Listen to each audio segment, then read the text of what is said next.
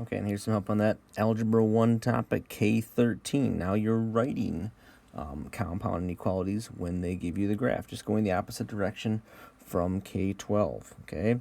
What compound inequality does this graph describe? First of all, just note that it's an AND compound inequality because we're shading in the middle of the two boundary numbers.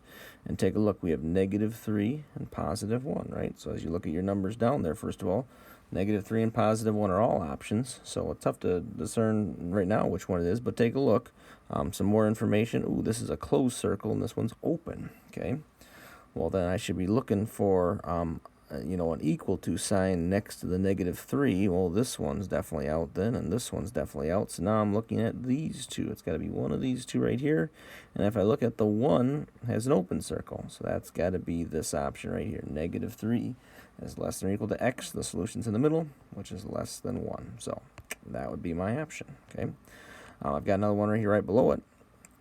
As you go on in this IXL, you will have to write them, though. That first one was nice. It gave you multiple choice. But as you go on, you will have to type them in, okay, and enter them. But it gives you the keyboard here and everything you need for this one. I'm going to write it down below right now. But just know it also gives you examples. Here's what an AND case looks like. We've kind of talked about those in the lesson if you watch that. And the OR case is just writing two separate inequalities and then sticking the word OR right in the middle, okay? So we'll take a look at this one. This one is an OR case. You can tell because it's shaded this way and then the opposite way, right? So again, it's saying solutions can be over here or over here. Take a look at just each one separately. If you had a number line like this, oh, there's an open circle on 0 and shaded to the left. So x is less than 0 is how I would say that. And that's exactly what you type in there. You have to use the x button, but then they give you the less than. Oops, sorry, I circled the greater than. Okay, but you have to circle use the less than, and then 0. So you put in x is less than 0. Then you use the word OR in this case, so then they give you the word OR when it's an OR case. And so, and if you're writing the answer, you have to put the word OR because that is important. So x is less than 0, or, and then look at the other end of the number line, and it says x. Remember, always start with your variable first when you're writing inequalities.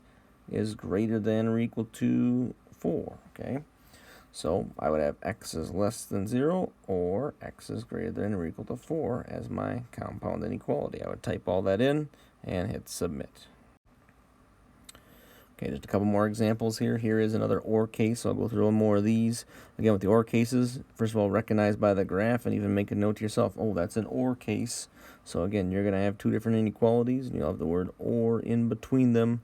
And for these, just look at each end of the inequality. Okay, so that first one, again, start with x, though, when you're writing a little simple inequality like this.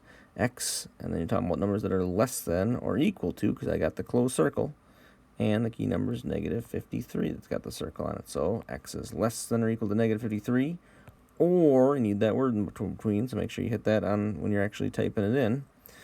And then on the other side, I've got x again, start with x, is greater than, open circle, so I'm just going to leave it like that, -52.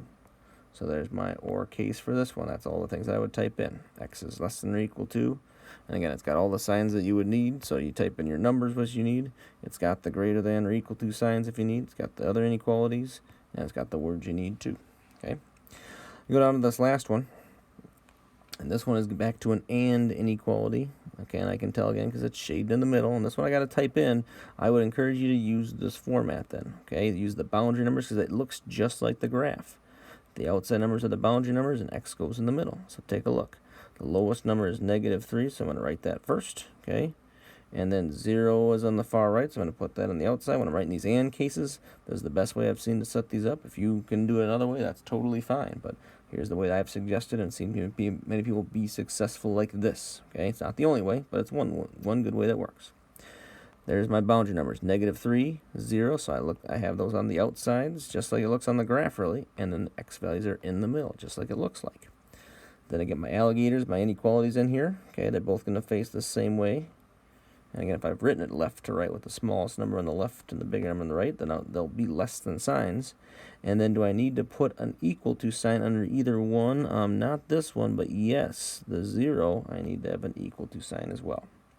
So you type in all those things. You type in a -3. You'd hit the less than sign here. You type in the x. You'd hit the less than or equal to sign here. And then you type in the 0 and hit submit, and you would get it right.